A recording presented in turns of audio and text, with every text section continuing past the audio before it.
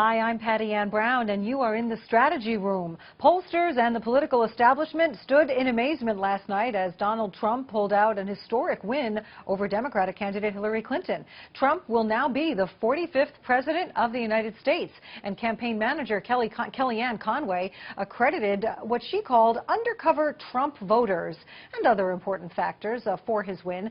So who are these undercover voters, and was this really one of the secrets to Trump's success? Joining us now, Democratic strategist Christopher Hale and Republican strategist Charmaine Yost. Welcome to both of you. Hi, Patty Ann. Thank you for having us. Christopher, Kellyanne Conway said on Fox and Friends that there was this small and potent force who kept their votes silent until it really counted.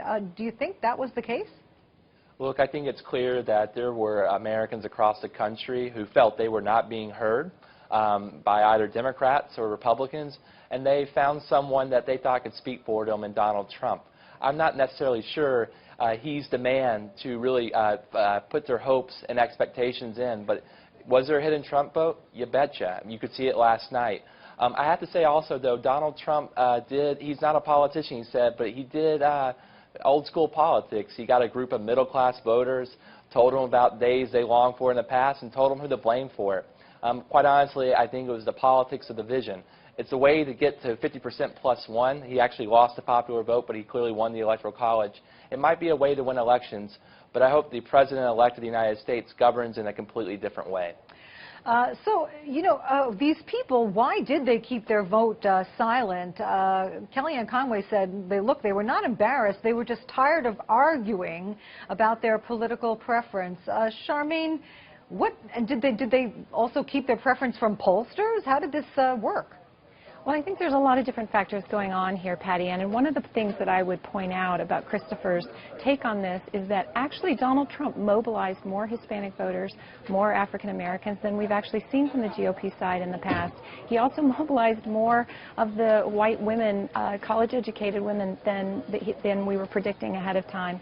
So I think one of the most fundamental factors that you're going to have to look at as the after effect of this election is we talked ahead of time about the fact that we were seeing pollsters use polls. They were weaponizing polls by constructing polls in order to shape public opinion instead of to reflect public opinion, and that was the fundamental error. We were oversampling Democrats. We were having very small polling sizes. You know, all of these different errors added up in the end because there was this fundamental belief that somehow Trump couldn't actually be gaining traction. But there were signs out there, and people just didn't want to look at them. You know, speaking of Kellyanne, she also tweeted out last night saying not all pollsters missed it, and that's true. There were signs, and people just didn't want to believe it. That is true. What Charmaine says, Christopher, there were a few polls that did show that Trump was going to win. Those polls were dismissed as outliers. Kind of interesting there. But let's go on to Pennsylvania right now. That was a big win for Trump. He never led in Pennsylvania in those polls. What happened, Christopher? Look, I think the reality is these polls were off, and I think we've been talking about this entire year, establishment versus anti-establishment. I think we should further that out a little bit more. I think last night was rural versus suburban and urban America. We grossly underestimated the number of white Americans in rural communities that would come out to vote, and that was clearly underestimated in the poll samples. I don't doubt the intentions or the good work of the pollsters. I think they just got it wrong. I think they flat out missed it. I was in the Clinton headquarters last night. The internal polling that the Clinton campaign had them up a little bit in Pennsylvania, 2 to 3 points, and you know they were trying to get the right number as well, so everyone just missed it. Yeah. Charmaine, the undercard, the congressional races, etc., were also impacted by this. What about that?